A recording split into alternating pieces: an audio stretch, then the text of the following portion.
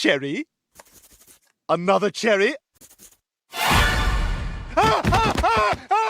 Hello again, my little conscripts, and welcome to another Mordian Glory video. In today's episode, we are going to be talking about the Games Workshop price increases. I know, right? It must be a day ending in Y, because Mordian Glory is, once again, complaining about Games Workshop. But truth be told, I'm actually not going to be a salty boy today.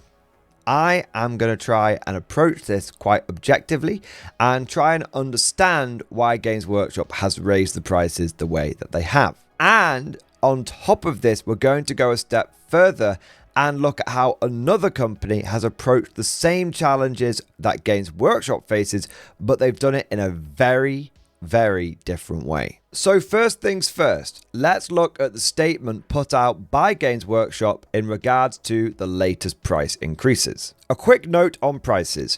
From the 6th of October 2025, some prices in Warhammer stores and on warhammer.com will be changing. On average, prices will rise about 4%, but the exact amount will vary by product. Some will change a little more, some a little less. The prices of many products, including paint, sprays, and paint sets, aren't changing at all. We're sharing this now so you've got time to make any purchases you've been planning at today's prices. So there we have it, a price increase of about 4% on many of their products. The big question is, why is this price increase coming now? Well, there were all sorts of theories or possible explanations for why the price increase is happening. The first explanation for this is it's just Games Workshop business as usual, doing what they do. They increase prices every single year without fail. And in fact, sometimes they increase prices several times a year. And this reminds me of a bit of a funny story that happened a year or so ago. I was having a conversation with someone inside the MG Discord about the latest GW price rises. And I said, it's kind of the piss that we're seeing this price rise so soon. And their response was, well, it's the first one we've had this year. And I pointed out to them, no, actually, it's the second one we've had this year. The second one we've had in 6 months. And they went, oh, yeah, I missed that. They happen so often now that they all blur into one. And I just thought this is kind of a funny story because it goes to show that people who actually work in Games Workshop can't keep track of all the price increases that seem to happen. By the way, I know that story sounds a little bit made up. I am purposefully keeping the details quite vague around that because this person works for Games Workshop and I wouldn't want them to get in any kind of trouble.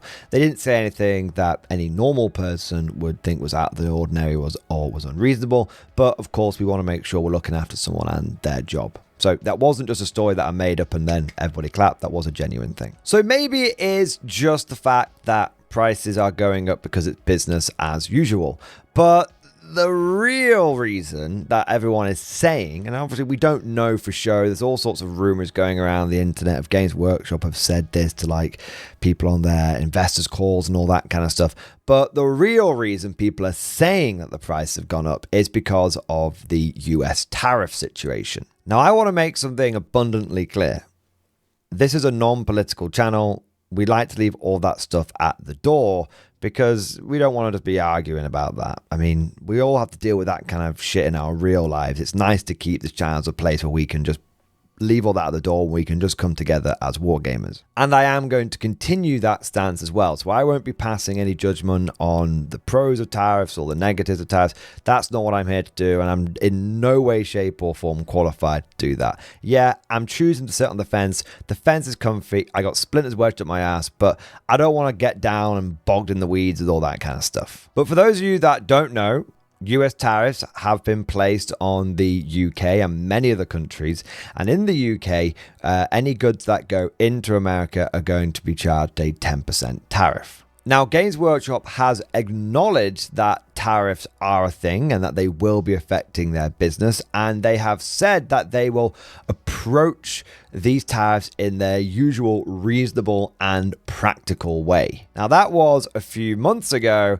and here we are, and we are seeing a price increase. So it doesn't take a great feat of logic or wisdom to be able to work out that these price increases are probably being brought in at this time to try and soften the blow of tariffs for Games Workshop. I believe that Games Workshop have commented on the fact that if they didn't respond to these tariffs, that it could cost them several £million in lost revenue. What's interesting to see here is Games Workshop is kind of choosing to spread the cost of the tariffs out across all of their prices rather than just increasing the prices in America by 10%. On the one hand, you could say that is quite a savvy business move. They're taking the cost increase and they're spreading it out across their entire fleet, because if they just increase the prices in one country by 10%, that could be a real shock to the system and people could respond very negatively to that. It might be a bit of a wake-up call and a lot of people might start exploring other avenues for models, because there are a lot of third-party retailers out there, and there's the ever-looming shadow of things like recasters, and you've also got 3D printing. On the other hand, it does feel kind of bullshit that if this is the reason why the prices are going up, that we're all now basically having to pay for the Americans not getting their knickers in a twist. Look, I love the Yanks, you know, but if this is the reason why Games Workshop has done it, then I feel vexed. It vexes me terribly. You know, just put the prices up by 10%, Games Workshop, and then you'll just see all of the Americans chucking all the Warhammer in the harbor, and then you'll have to bring the prices back down. That's kind of how I think it should have gone, but maybe that's just me. But whilst we're on the topic of tariffs, it's really interesting to me to see how other companies are tackling the same problem. And that's right, it's time for a classic Mordian Glory Warlord Games ball washing session,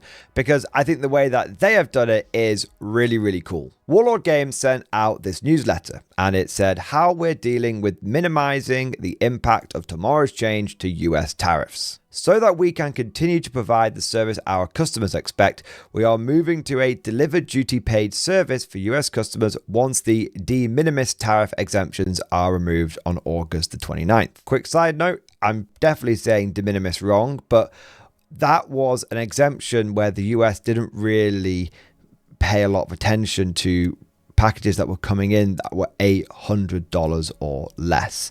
That has, for multiple reasons, now gone away. And so this is what is affecting a lot of the Warlord Games and Games Workshops and other companies that are sending small value packages into the US. This means tariffs will be calculated and charged at checkout, so your order should clear customs without delay, and delivery times should be unchanged. To help share the impact of tariffs, we will credit your account with the value of the tariffs charged on Warlord Games products once the order has shipped. For example, if your order comes to $120 at checkout, the tariff will be calculated and added on just like a delivery fee, and the total to pay will be $132. Once your order has shipped, we will issue a credit to your account for the $12 to redeem against your next order. Long story short, Warlord Games is not going to punish those customers which are loyally buying from them. If you continue to buy your models from Warlord Games, you basically won't feel that 10% increase, because if you buy one lot of models, you'll get a 10% credit note back, and then the next time you buy your models, you'll be able to use that credit note, and then you'll again get your 10% credit note if you're a US customer. So essentially you'll constantly have this sort of rolling credit note, which means that as you stay a loyal customer to Warlord Games, you won't ever actually feel the impact of those tariffs. But wait, there's more. Concerning existing pre-orders, many of our US customers have already placed pre-orders for products that are due for release after August 29th. For any outstanding orders containing such products, we'll dispatch these delivered duty paid at no additional cost. Such customers do not need to take any action and will not be subject to the cost of the tariff. To summarize all of this, rather than increasing the prices of any of their products, Warlord Games has instead decided to essentially add it on as a delivery fee, but the tariff cost gets credited back to your account.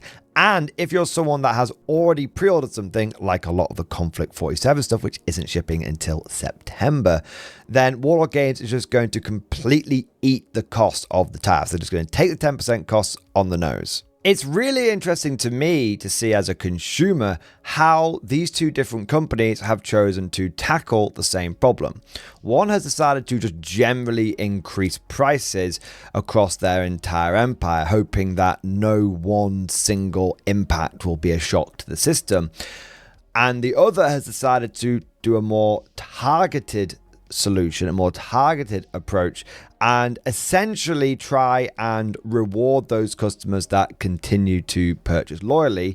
But there is always that risk for the shock to the system, because obviously 10% is still 10%. I've tried to be pretty level in this entire video, but just for a moment, I am going to take my unbiased hat off and put my completely biased branded Warlord Games hat on for just a moment. I find it absolutely fascinating that a company like Games Workshop, who just recorded over £260 million in profit, is there increasing all their prices because they're like, well, we can't take a £12 million hit from tariffs. Games Workshop, you could absolutely take a £12 million hit. In fact, you could take that hit 10 times and still make loads of money. Still make, you know, £140 million worth of profit. It's just Games Workshop was choosing, obviously, not to do that. And you compare that to a company like Warlord Games, and the last financial earnings we have for Warlord Games is in 2022, where they made a total profit after everything of about £500,000. And they are going, no, we are going to take the costs on the nose as much as we can just to try and make sure that the customers aren't being impacted. Now, to be fair, that was in 2022.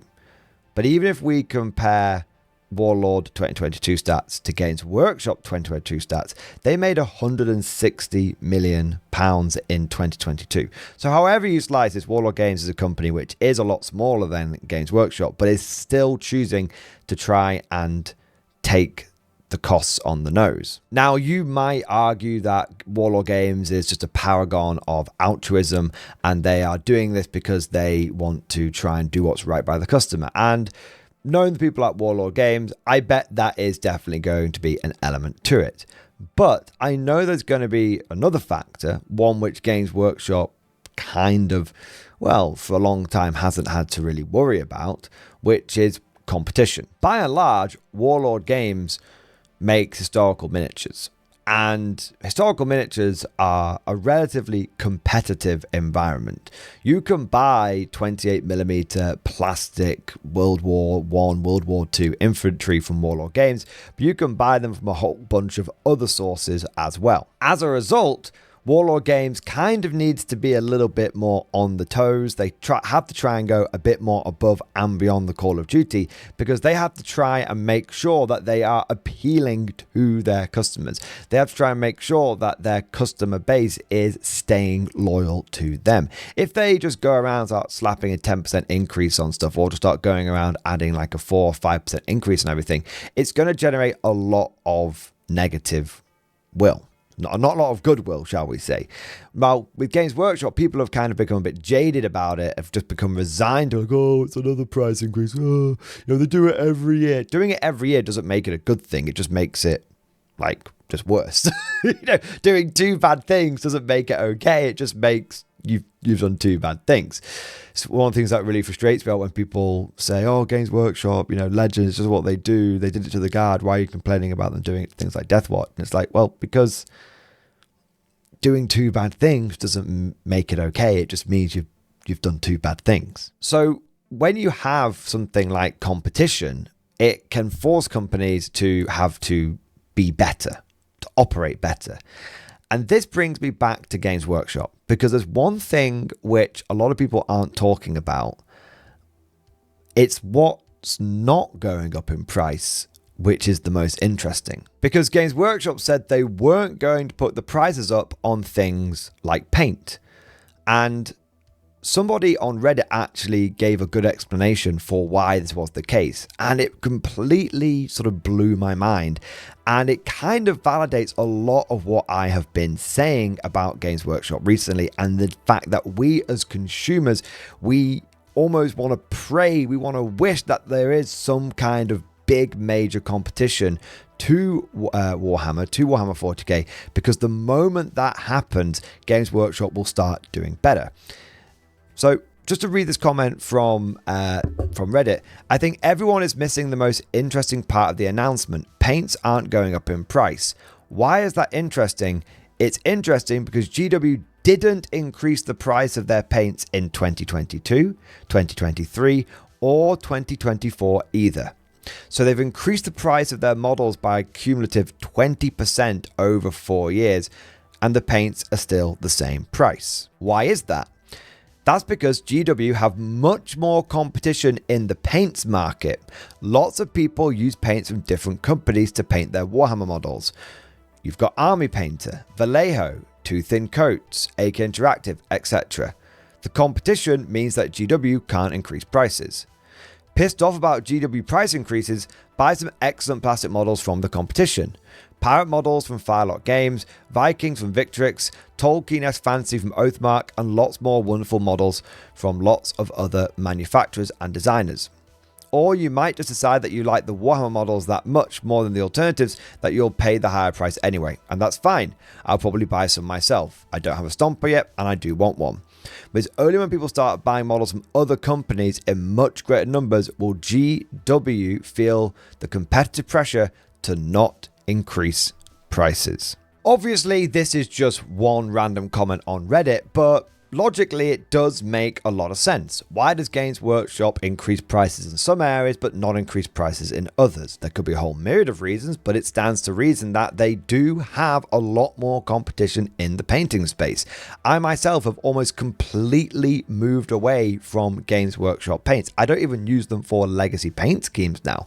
I don't need to get Caliban green from Games Workshop when I can get Angel green from Army Painter. I don't really use GW contrast paints anymore because Army Painter, Speed Paints 2.0, and a lot of the Vallejo Express paints, which I've been getting into, are just better. They're better quality and they're cheaper. I don't really use Games Workshop basing material anymore because it's quite expensive. Instead, I can get 10 times the amount for only a modest price increase by getting like a big pot from something like AK Interactive. I use so many other hobbying companies, I almost don't use Games Workshop at all.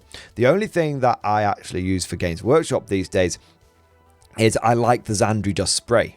That's the only real painting and hobbying thing I buy from Games Workshop is Zandri Dust Spray. I think it's very, very good. It dries so quickly, which I kind of need in the in the environment that I'm in. It's always raining here in the UK.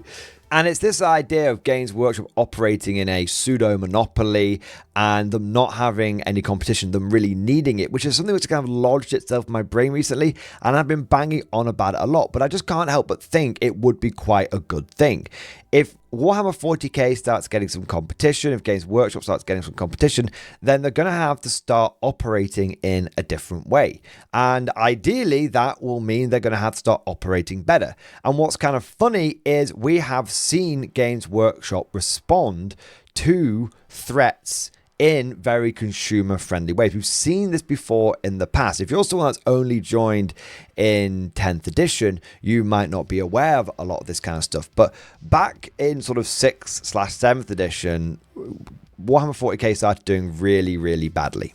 They had this idea, they just kept releasing models which were more and more obviously broken and overpowered, and 40k is very much a balance focused game. People have been banging out a balance forever, which is why I think it's a good thing they've been focusing on in 10th edition. And I think it's one of the things that will have driven a lot of things for them. I'm going off a few tangents here, but for as long as I can remember, no one ever bought a Taurox for the Guard. Games Workshop made the Taurox good, and then they started selling like hotcakes. So they are, rules do inform people's decisions when it comes to Warhammer 40k, more so than any other tabletop game that I've played.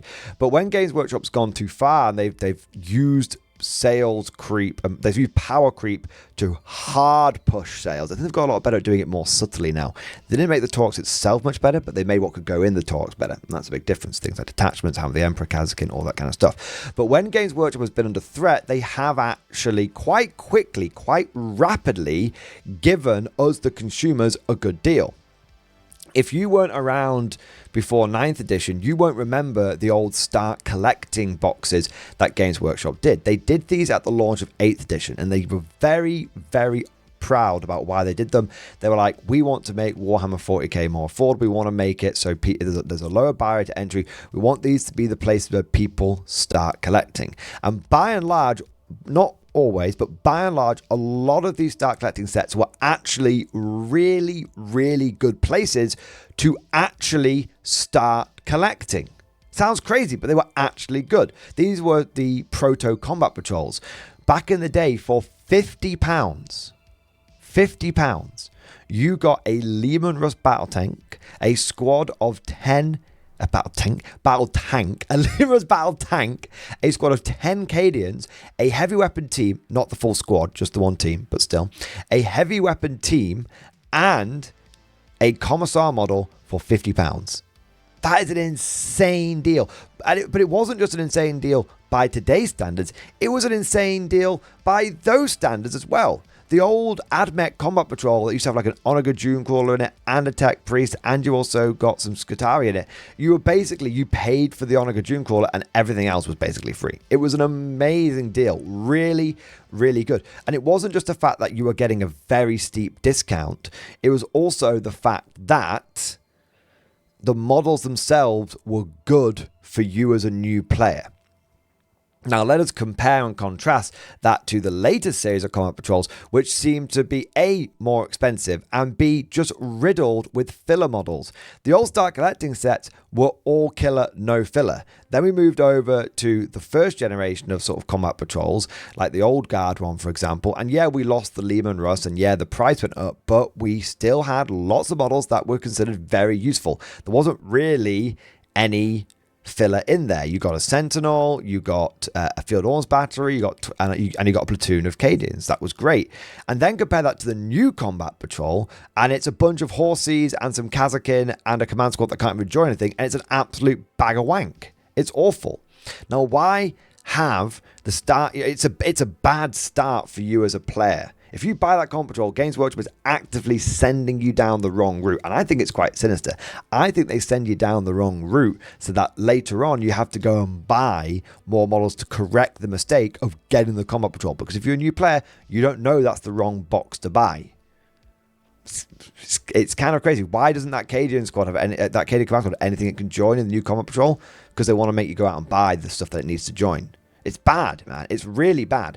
But anyway, the point is that as time has gone on, Games Workshop has got away with giving increasingly worse deals, and increasingly they've made more and more filler go into box sets like Combat Patrols and many of the other box sets that they do as well.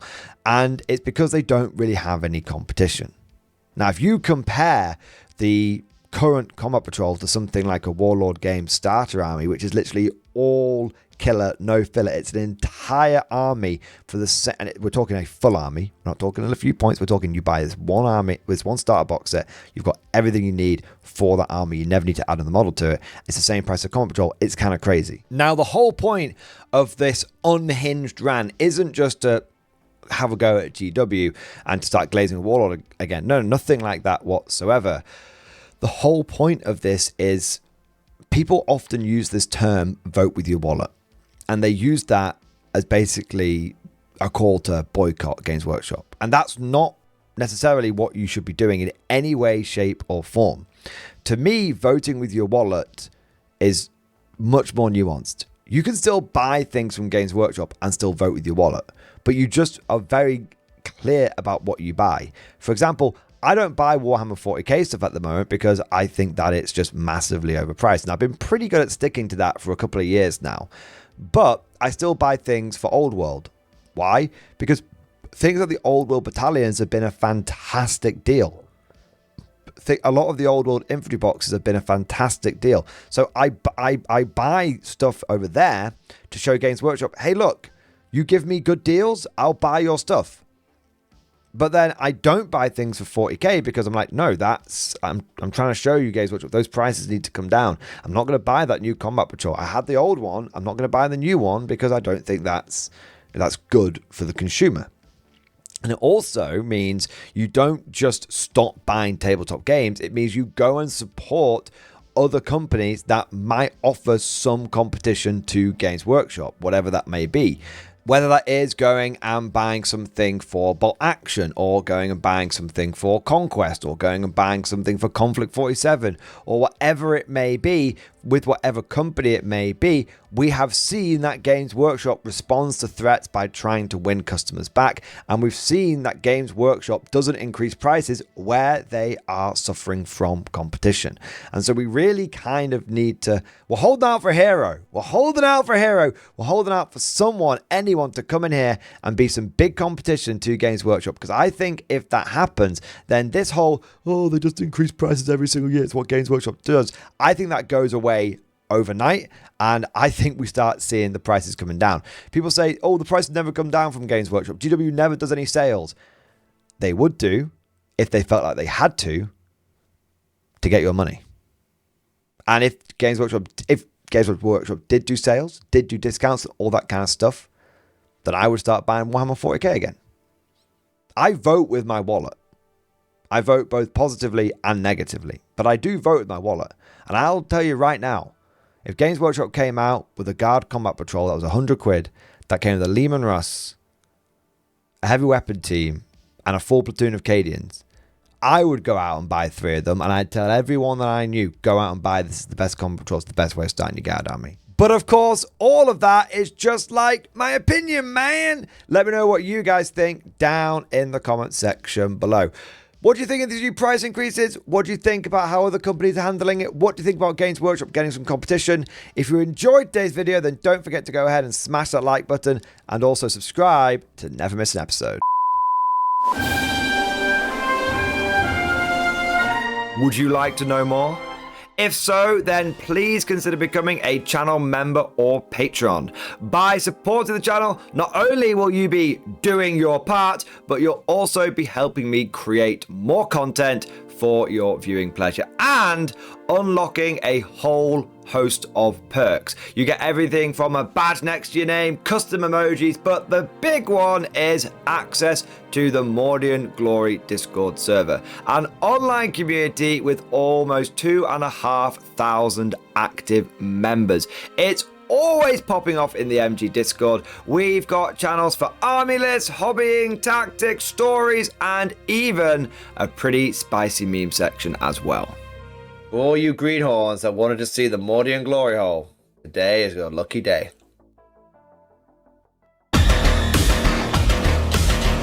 And joking aside, I do want to say a massive thank you to all of the current channel members and patrons. You guys are amazing. Truly the lifeblood of the channel. I could not do Mordian Glory full time without the incredible and generous support of my members. So thank you guys so much.